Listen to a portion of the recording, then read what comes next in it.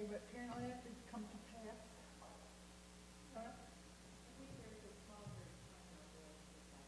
Oh.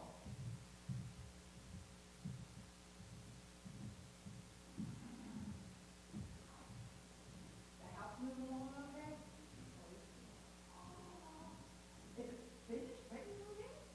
What? When we did our walk through Friday, we still needed to install an archway in the apartment. We still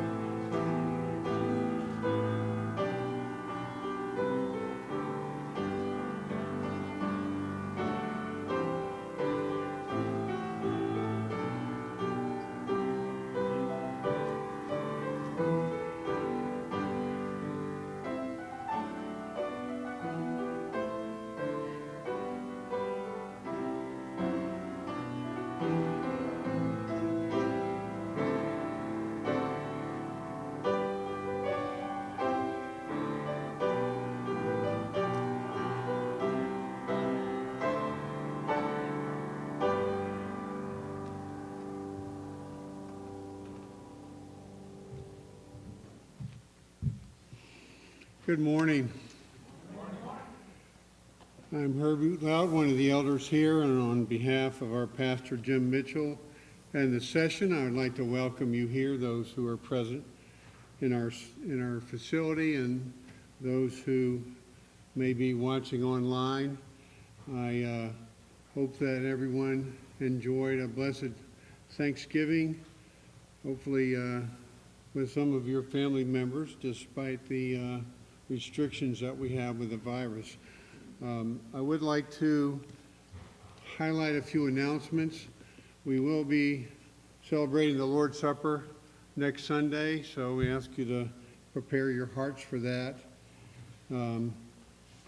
During Advent, we put poinsettias in the front of the sanctuary, and you can offer dedications for those in honor of or in memory of individuals, if you like.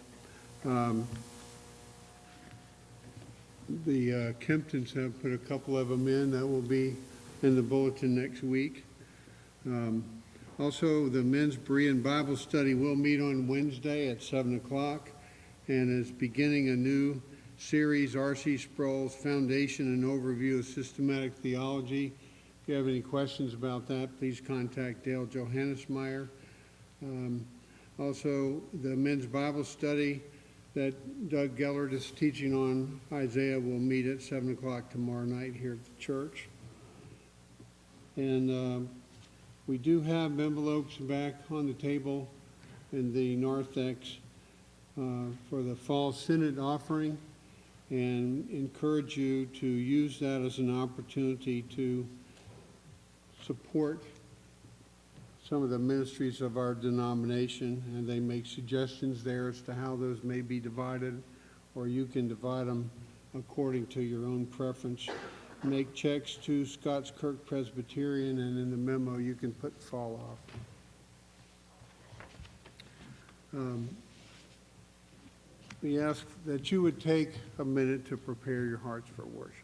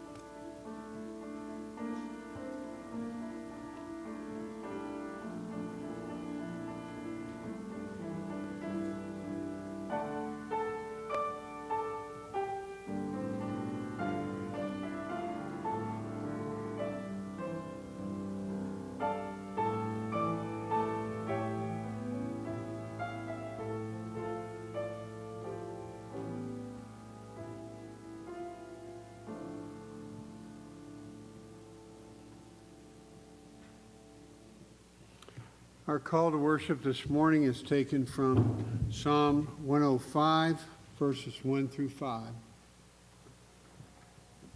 O give thanks to the Lord, call upon his name, make known his deeds among the peoples.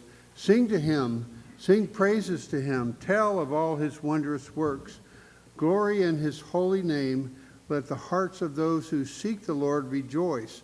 Seek the Lord in his strength. Seek his presence continually. Remember the wondrous works that he has done, his miracles, and the judgments he uttered. As we come to worship our glorious God, our opening hymn is Once in Royal David City, hymn 225 is printed in your bulletin. If you would stand and let's sing this together.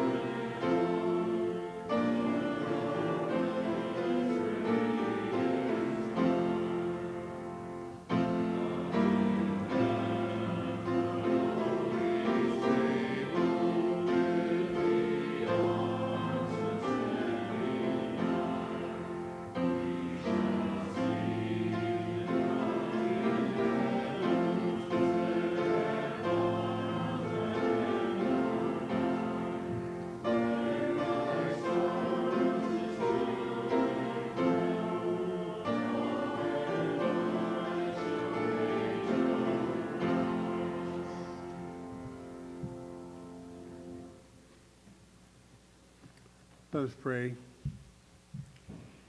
God, our Heavenly Father, we come before you today with hearts bowed as we approach your holy presence. Lord, we acknowledge that we are sinners and that we have no righteousness before you except as we are cloaked in the righteousness of Christ. Lord, we pray that you would hear our prayers, that you would receive our worship and our songs of praise. We pray for our pastor as he preaches, Lord, that you would fill him with the power of your Spirit. Lord, apply your word to our hearts today. We pray that this would all be done in the precious name of our Savior Jesus Christ, who taught his disciples to pray, saying, Our Father, who art in heaven, hallowed be thy name. Thy kingdom come, thy will be done, on earth as it is in heaven. Give us this day our daily bread, and forgive us our debts, as we forgive our debtors. And lead us not into temptation, but deliver us from evil. For thine is the kingdom, and the power, and the glory forever. Amen. Please be seated.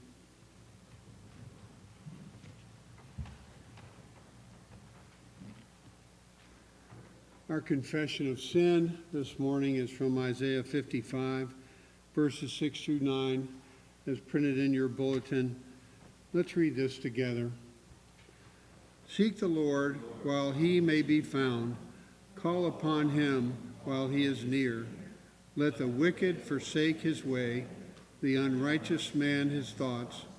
Let him return to the Lord, that he may have compassion on him, and to our God, for he will abundantly pardon. For my thoughts are not your thoughts, nor your ways my ways, declares the Lord. For as the heavens are higher than the earth, are my ways higher than your ways, and my thoughts than your thoughts. Please take a moment to silently confess your sins to the Lord.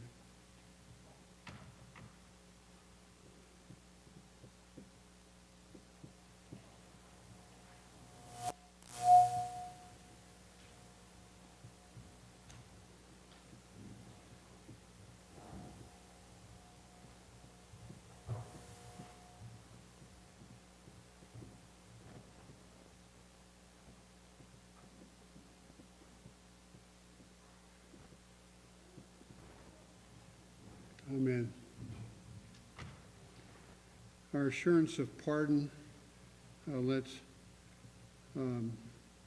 this will be from Romans 5, 1 through 5, and I'll read this.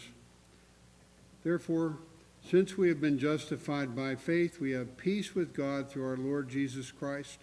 Through him we have also obtained access by faith into this grace in which we stand, and we rejoice in hope of the glory of God. Not only that, but we rejoice in our sufferings, knowing that suffering produces endurance, and endurance produces character, and character produces hope, and hope does not put us to shame, because God's love has been poured into our hearts through the Holy Spirit who has been given to us. Let's stand and read our confession of faith, which is the Apostles' Creed. It's also printed in your bulletin. I believe in God the Father Almighty, maker of heaven and earth. I believe in Jesus Christ, his only Son, our Lord, who was conceived by the Holy Spirit and born of the Virgin Mary. He suffered under Pontius Pilate, was crucified, died, and was buried. He descended into hell. The third day he rose again from the dead. He ascended into heaven and is seated at the right hand of God the Father Almighty. From there he will come to judge the living and the dead. I believe in the Holy Spirit, the Holy Catholic Church, the communion of saints, the forgiveness of sins, and the resurrection of the body, and the life everlasting. Amen. Please be seated, and will the children come up for the children's sermon?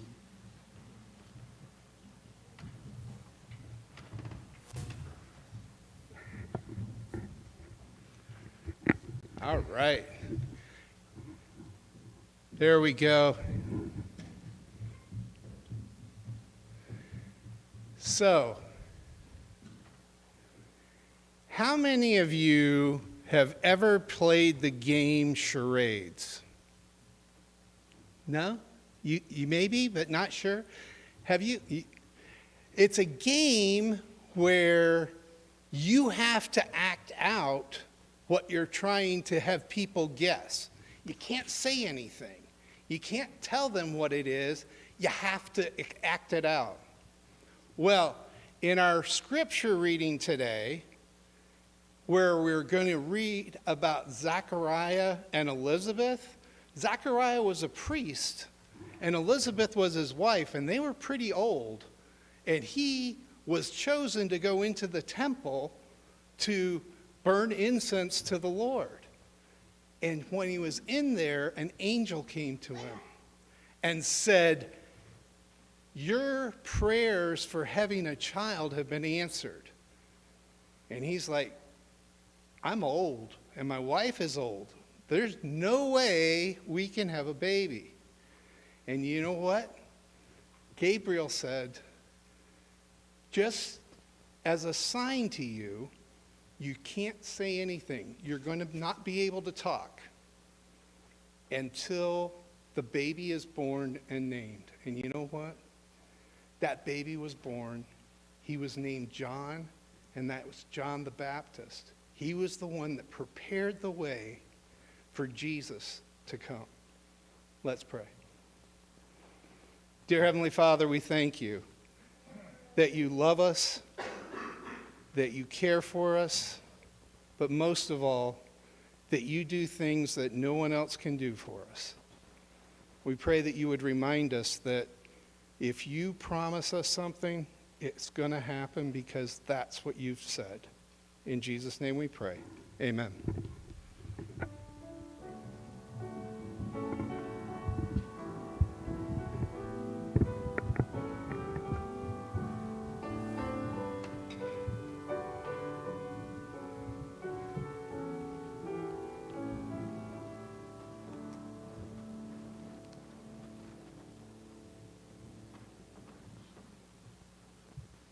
Our scripture reading this morning is taken from the book of Malachi, chapter 4, and verses 1 through 6.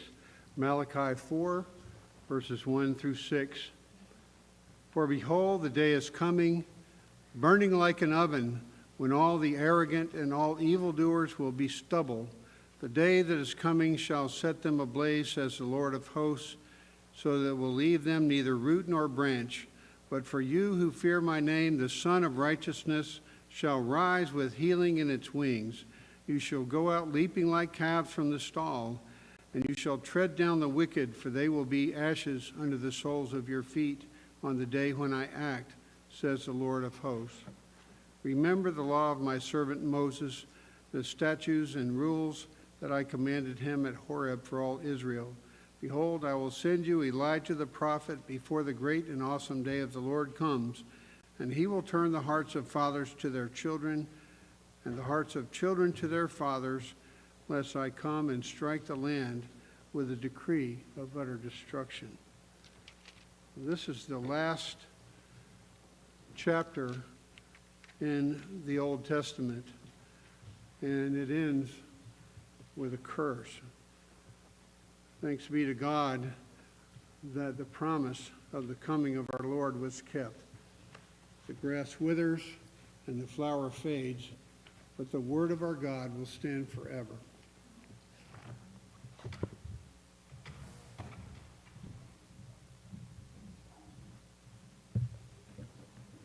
Let us pray together.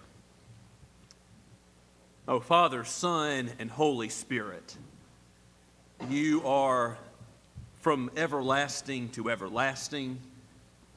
Your name is to be glorified and magnified and praised, for you are the creator of all things. You spoke this world into existence by the word of your power, and you sustain all things. All things are held together by your continuous power.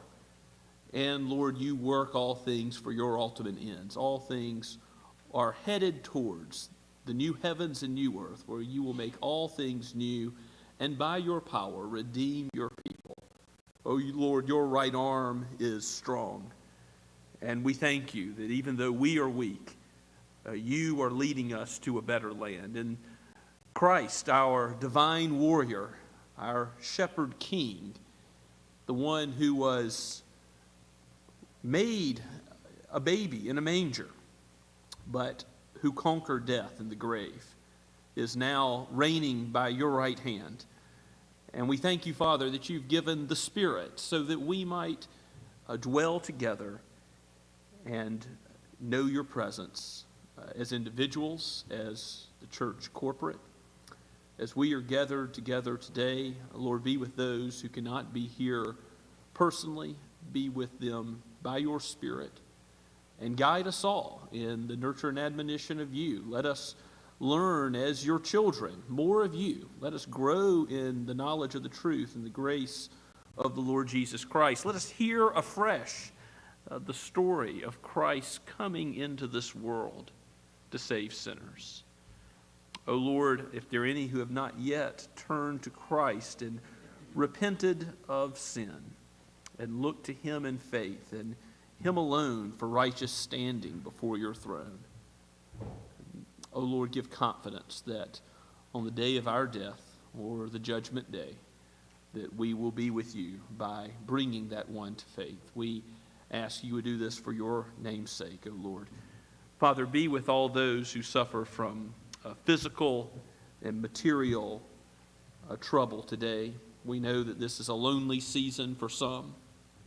O Lord, be present to comfort and to bless. Be with Larry Schaefer and Rich Troutman. Give recovery. Father, we ask that you would continue to heal Kelly Crumps, and also, Lord, that you would continue to work with Stephen Anderson's eye. And we thank you, Father, for all that you have done so far. We give you the praise and glory for that. Lord, as we look forward to the children, youth going to Monclarkin shortly, we pray for the ministry of your word to go forth with power and conviction in the mountains of North Carolina. And though there are different restrictions for the pandemic, Father, still let this be a life-changing time for those who attend, not only from Scots Kirk, but throughout the ARP denomination.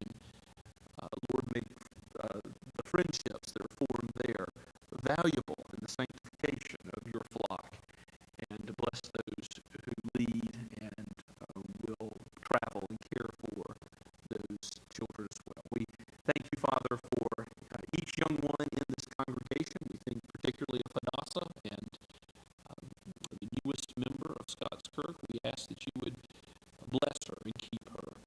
And Lord, that you would, in your time, as you are mighty, bring her to know the Lord Jesus Christ, and bless her with the means of grace of the godly family and the church that is faithful to proclaim your word. O Lord, let us be ever clinging to your word, not seeking a word of man to tickle our ears, but seeking what to do what you have told us, and to give that to a lost and dying world, to a world that is in darkness. Lord, we think of all that is troubled in the world today. We think of the untold millions slaughtered in the womb. Father, we know that there are evil rulers. We know that there are troubled times. There is a lack of justice and mercy. Father, we pray that you would use your people as salt and light, that we would bear witness to the light, that we would point to the light, because ultimately the solution to any of these problems is not found in man or the Son of Man. No ruler will ultimately be our help, but you, the King of Kings and Lord of Lords, you are our rock and our fortress and our high tower and our defender. You will save us from all of our foes indeed. O Lord, keep us from the evil one, our own flesh, and the temptations of this world. Aid us by your church, by your word, by the sacrament, by the worship that you've called us to. to flee sin and calls us to love you more. Oh Lord, we believe. Help our unbelief. Let us cling more to Christ. Let us be changed by his word, all for your glory. Even today, we ask that you would not allow us to leave as we have entered your house, but make us more like the Savior, we pray. For we ask all this in his holy name. Amen. As we continue to worship, let us sing together the next hymn, which is found in the bulletin, Good Christian Men Rejoice. Let's stand as we sing.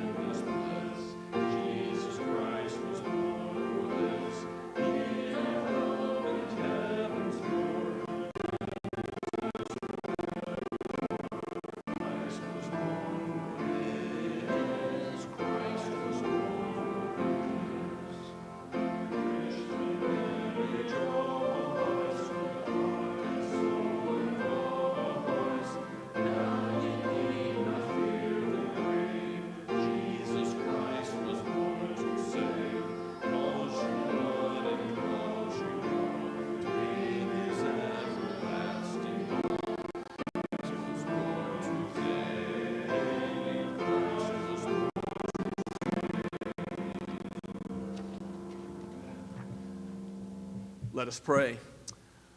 O Lord Christ, you have come into this world so that you might call a people to yourself, that you would save us from our sins. O Lord, we thank you for your ongoing work from your ascended throne. Father, use your people to be a light that points to the Savior. By your Spirit, work in us with that which is well-pleasing in your sight. Let our lives be living sacrifices. Let all that we do, our gifts, our talents, the tithes and offerings that we give, Father, Lord, let our love that we show towards our neighbors in deeds of love and mercy, and open our lips to preach the gospel and to sing your praises in thanksgiving for all that you are and all that you do. Let it all be for your name's sake, that your name would be magnified here on the earth and forevermore, even as the angels do so perfectly and continually in heaven. For we pray all this in Jesus' name. Amen.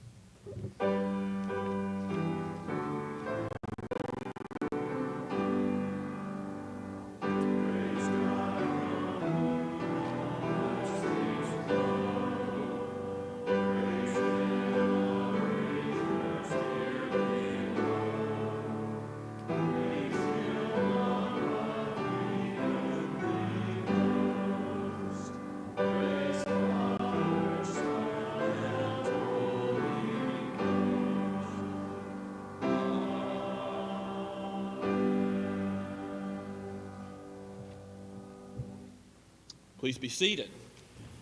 And turn with me this time back to the New Testament, out of the book of Proverbs and into the Gospel of Luke. So over the next several weeks, we'll be looking at the beginning chapters of Luke.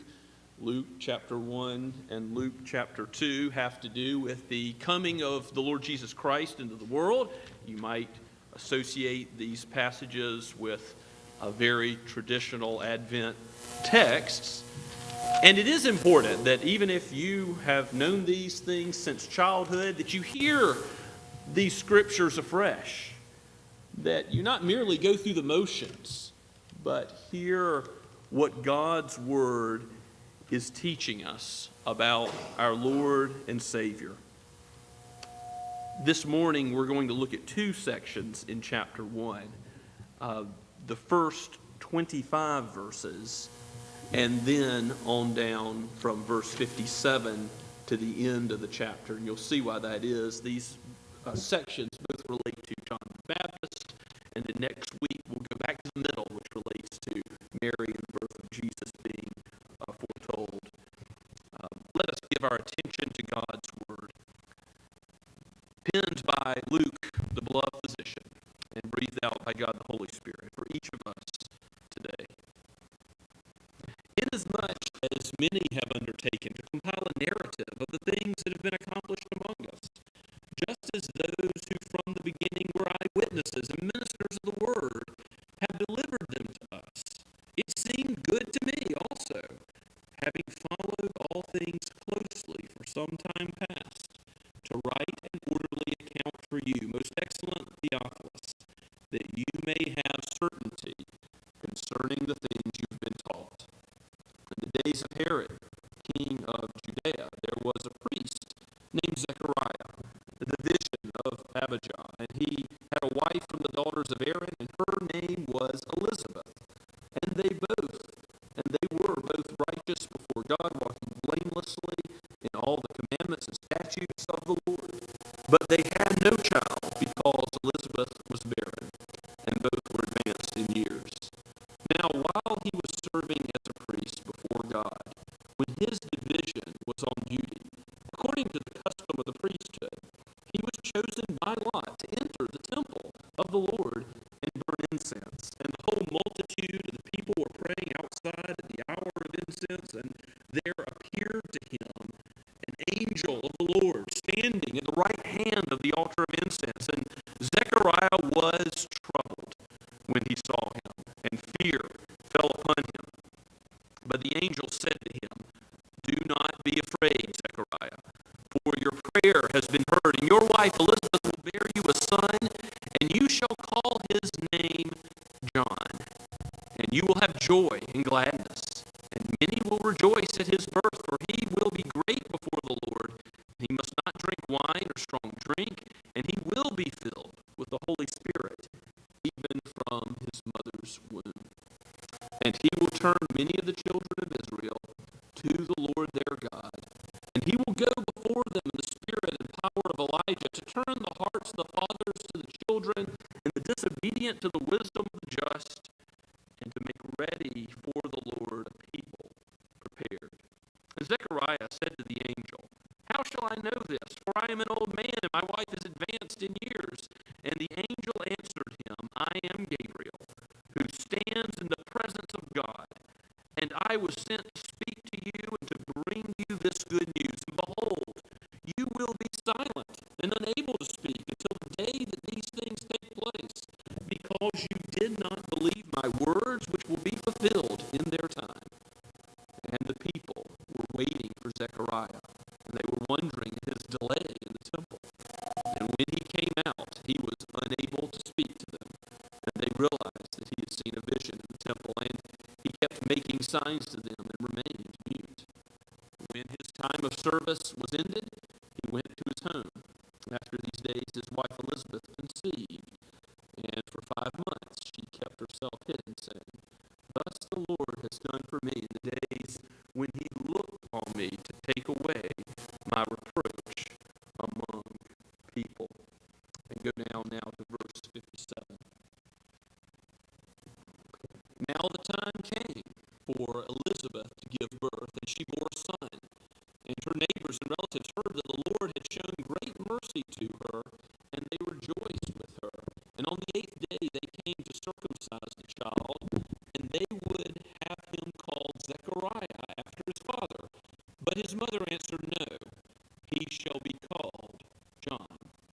And they said to her, "None of your relatives is called by that name." And they made signs to his father, inquiring what he wanted him to be called. And he asked for a writing tablet and wrote, "His name is John."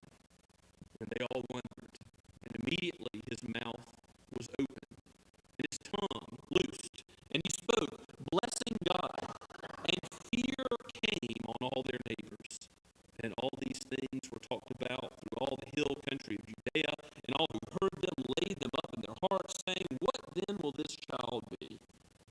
hand of the Lord was with him. And his father Zechariah was filled with the Holy Spirit and prophesied, saying, Blessed be the Lord God of Israel, for he has visited and redeemed his people. He has raised up a horn of salvation for us in the house of his servant David, as he spoke by the mouth of his holy prophets from of old, that we should be saved from our enemies and from the hand of all those who hate us, to show the mercy promised to our fathers, and to remember his holy covenant, the oath that he swore to our father Abraham, to grant us that we, being delivered from our enemies, the hand of our enemies, might serve him without fear in holiness and righteousness before him all of our days.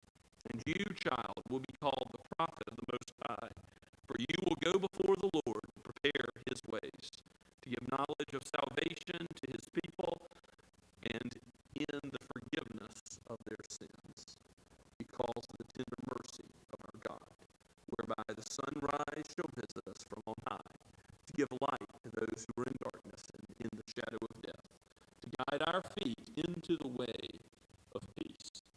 And the child grew and became strong in spirit, and was in the wilderness until the day of his public appearance to Israel. Let's pray and ask God's blessing. O Spirit of God, you have given your word so that we might be instructed, but not only instruct our minds, light our hearts aflame for the Lord Jesus Christ, the light of the world, and cause our hands and feet to live for him, knowing that in him and in him alone there is no other fount for the forgiveness of sins, no other place to go to be clothed with righteousness but his person and his work. We thank you, O Lord Christ, for what you have done and are doing and will do, and pray in your holy name. Amen. What are your favorite Christmas songs? Perhaps a few were sung earlier in this worship service, or will be sung over the next few Lord's days. But I suspect that you are not as familiar with Zechariah's song as you ought to be. Here is a song that ought not be forgotten. A song of, yes, the coming of the forerunner to Christ after a long period of hundreds of years of the silence of God since Malachi. Here is the prophecy of Zechariah about how his mouth was opened after 9 months of being muted by the angel Gabriel. He is to praise God and give thanks to God, not merely for a son, not merely for a womb that's barren and, yes, advanced in age, like Abraham and Sarah before in Genesis. Here, Zechariah is given a child when, humanly speaking, it was impossible. But no, given a special child, John the Baptist, whom Jesus himself says that there's none greater born of women than John the Baptist. Here is the one who is going to prepare the way, the forerunner for the Messiah, the one who comes to forgive sin. So Zechariah's song is important, a significant part of redemptive history that we ought to remember. The reopening of Zechariah's mouth is linking together the Old Testament with the New. And I don't know if you noticed when we read the song itself at the end of the chapter, the phrases about being saved from our enemies, the horn of salvation, all of what Zechariah sings in praise and thanksgiving to God is taken right from the Old Testament. You're to understand Christ and the forgiveness of sins through the one who comes through David's line. What must you understand first? That background of the Old Testament, God's covenant promises, yes, made to Abraham, made to his people of old through the prophets that came before. We'll back up to the beginning, and I know we could say a lot about the first few verses and Luke's historical gospel account. He knows that there are others who have taken the eyewitness testimony and put it together to bring about faith in Jesus. That's John's stated purpose for his gospel. Not only that you would know what Jesus did, know the history, but that you would believe. You can read about that in John chapter 20, verses 30 and 31.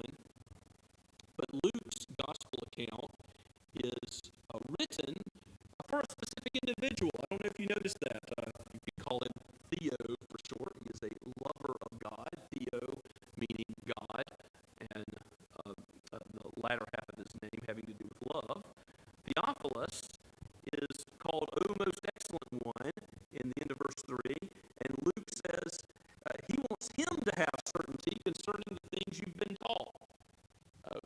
What does God want for each of us?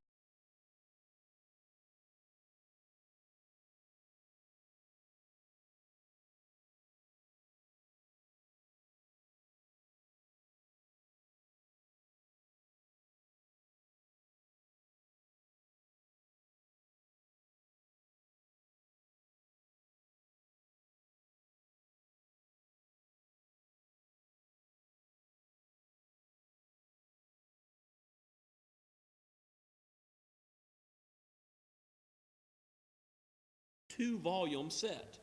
Luke also wrote the book of Acts. Also, you see that name, Theophilus, right at the beginning in Acts chapter 1, verse 1, which indicates, it's written again, showing what Jesus now does, ascended at the right hand of God.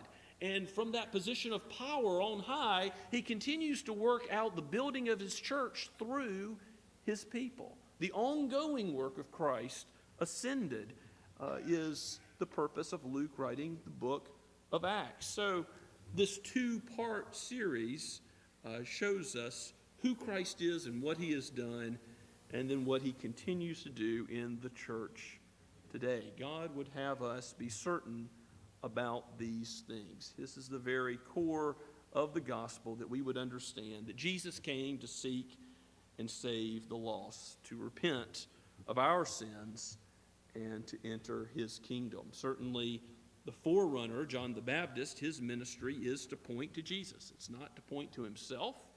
It's to be the pointer to the Messiah. We notice that it's in the days of Herod that this all takes place. Was Herod a good or a bad ruler?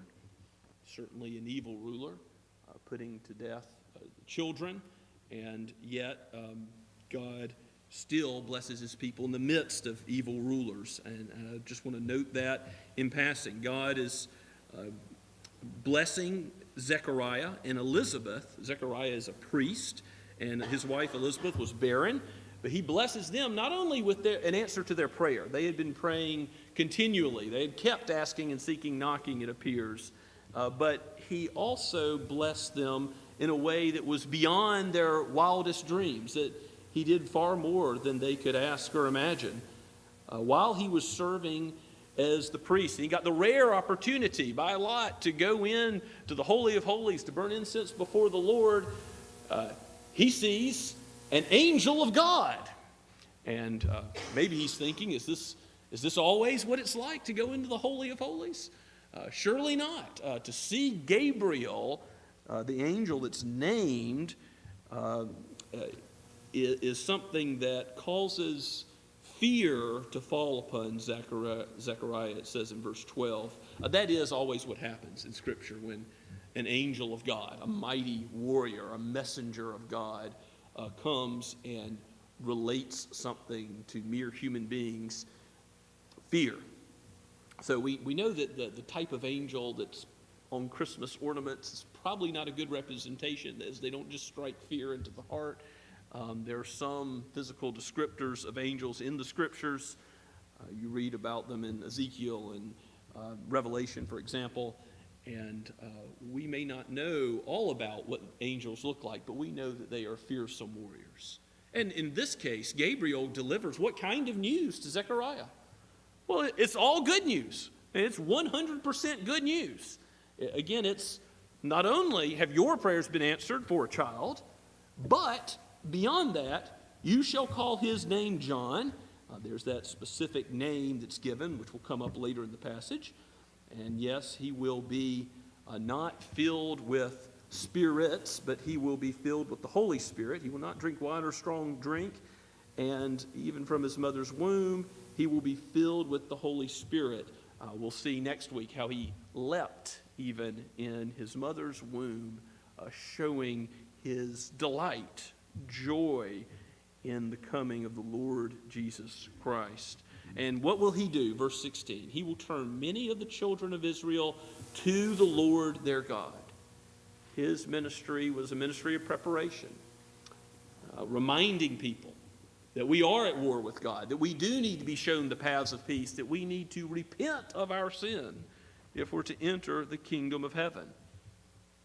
What was the Pharisees and Sadducees' major problem? As we go through Luke's gospel, we'll see the Pharisees and the Sadducees thought that they had no need of a Savior.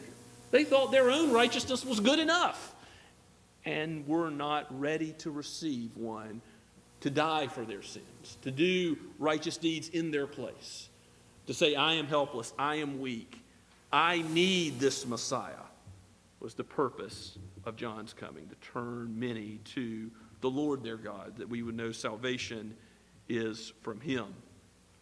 So Zechariah, in response to the angel and all the good news, you might say he would respond with great faith. He's clearly a mature believer, but God rebukes him for his unbelief. In fact, the sign he asks for is given. You got to be careful when you ask God for a sign, because what sign does he get? 9 months of silence. The angel Gabriel says, look, I stand in the presence of God. Verse 19, and I was sent to speak to you and bring you this good news.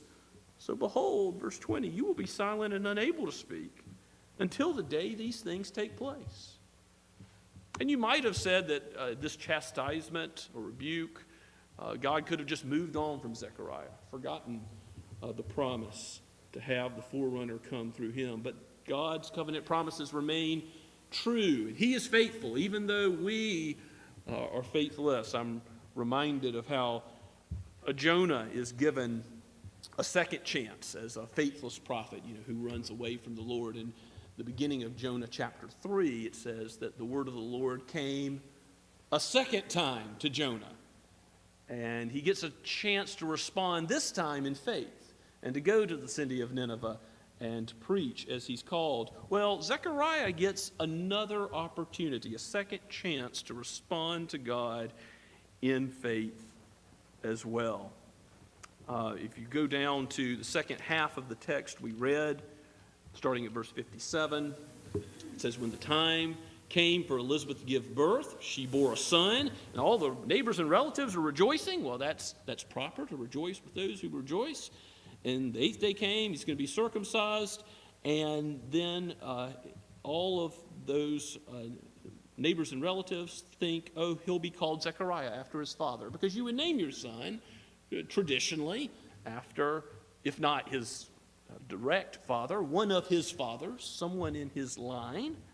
But instead, the mother says, no, he'll be called John. Elizabeth says he'll be called John. And they say, well, none of your relatives are called by that name.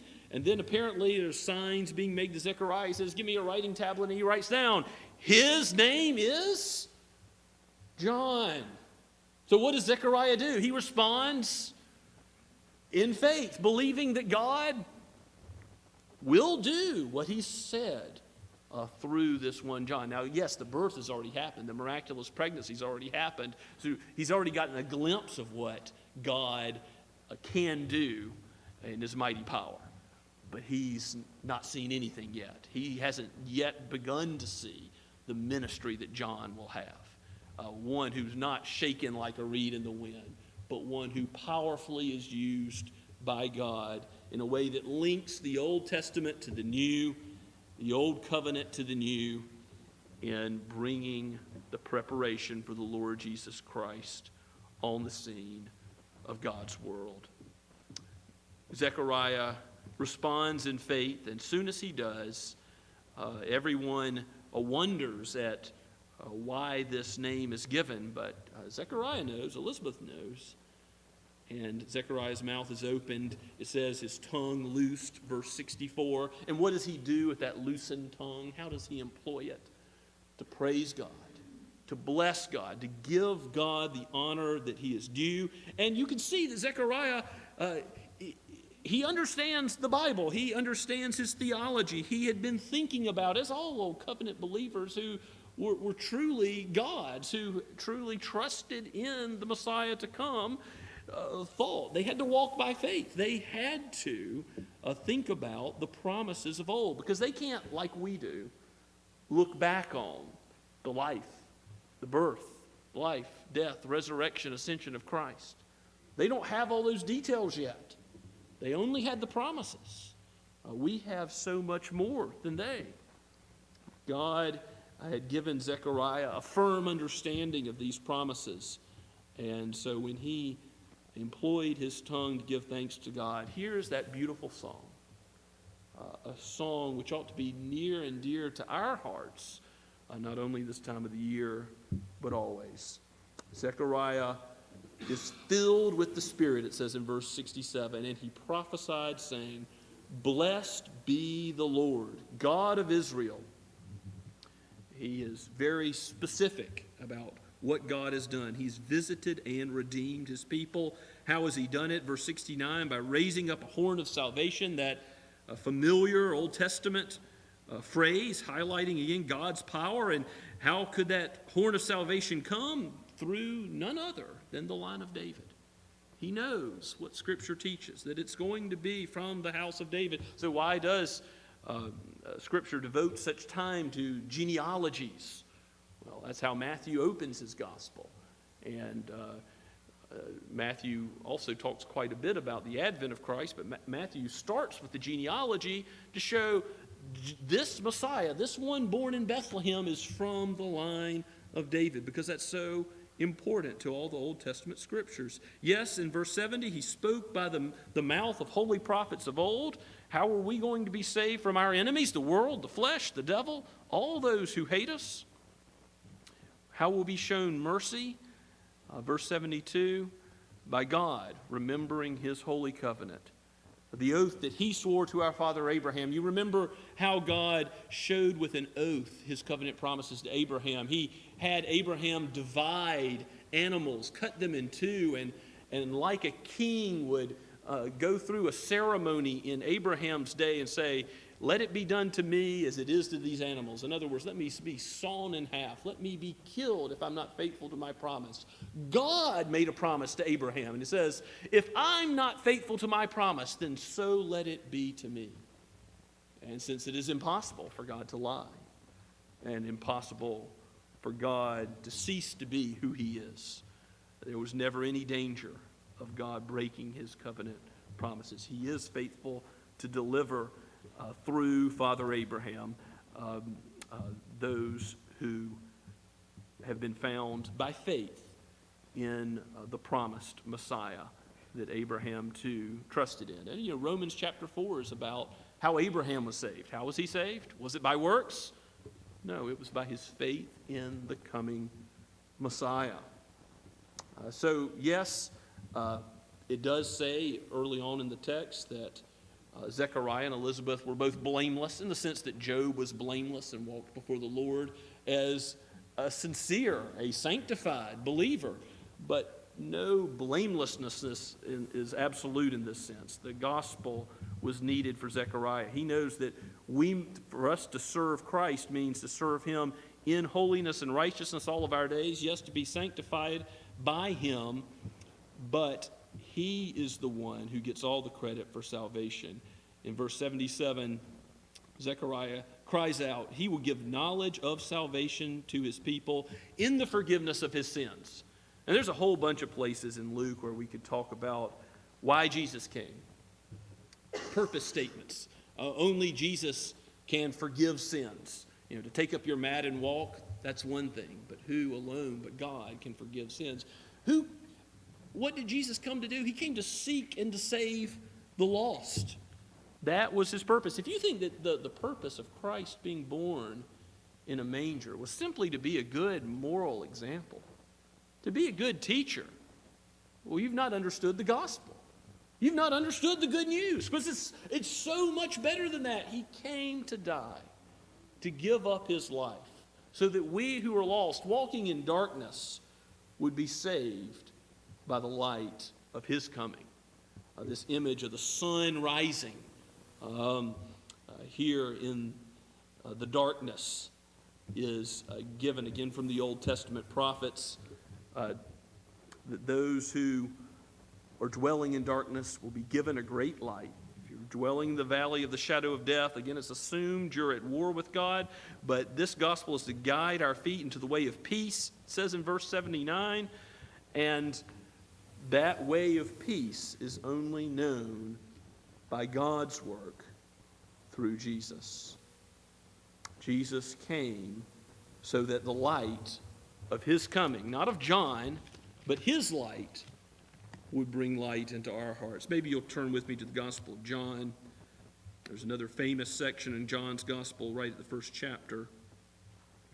John chapter 1, verse 9 says this about Christ as the true light. The true light which enlightens everyone was coming into the world. He was in the world, and the world was made through him, yet the world did not know him. He came to his own, and his own people did not receive him, but to all who did receive him, who believed in his name, he gave the right to become children of God, who were born not of blood, nor of the will of the flesh, nor of the will of man, but of God. And the Word became flesh and dwelt among us, and we have seen his glory. Glory is of the only Son from the Father, full of grace and truth. John, that is John the Baptist, bore witness about him and cried out, "This was he of whom I said, he who comes before me, he comes after me, ranks before me, because he was before me." And it goes on about the testimony of John the Baptist in verses 19 and following. John the Baptist is asked, "Are you Elijah?" Well, in the end of Malachi chapter 4, in our scripture reading this morning, it says that the forerunner is going to come in the power and spirit of Elijah.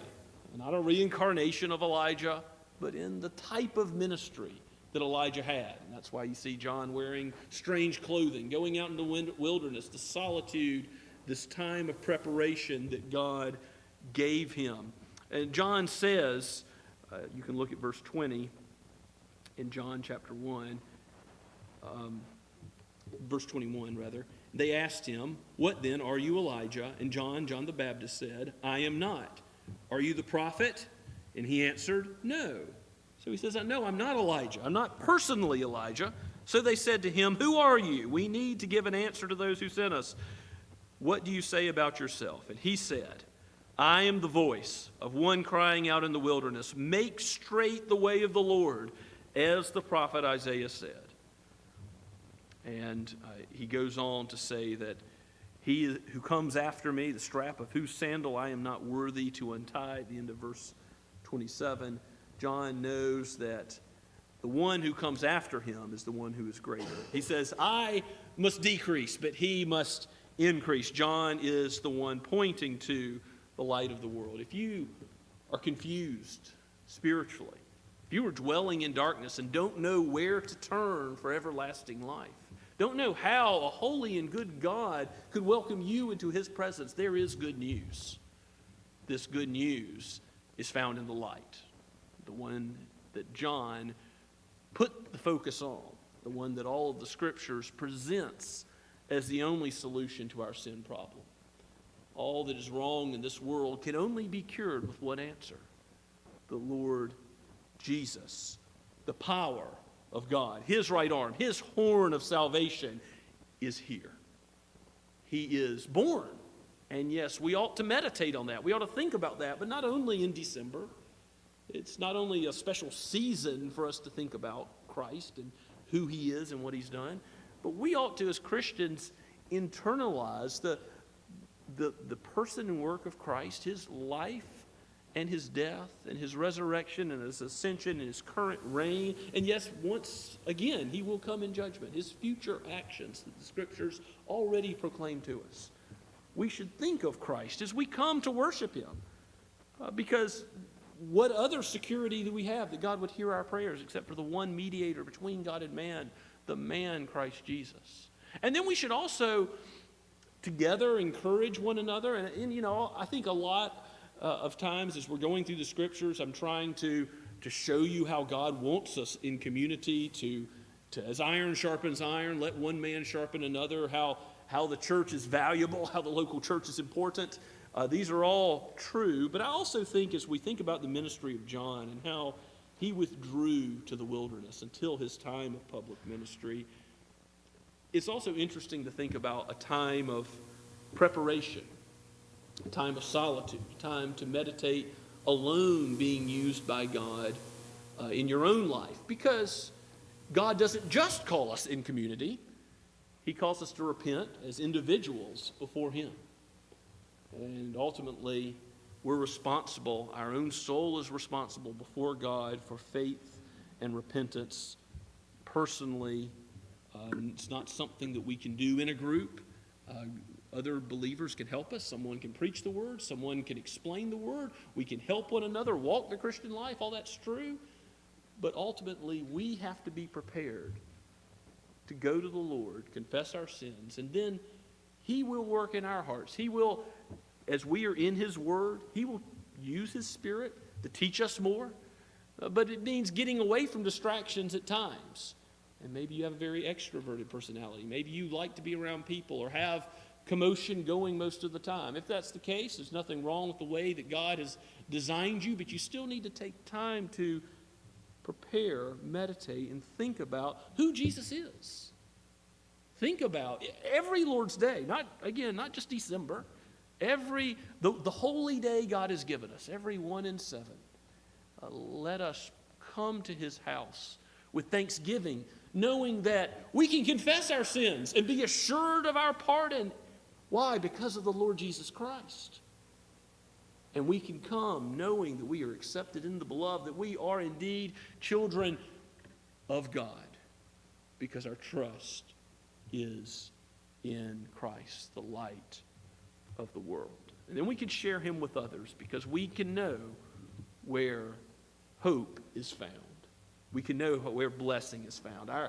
Our mouth can be open to praise God's name and to go tell it on the mountain that Jesus Christ is born. Let's pray together. Father, we thank you for this text that Luke has written, history, about the man Jesus Christ, the Lord of glory, God of God, light of light. O Lord, let him shine through us.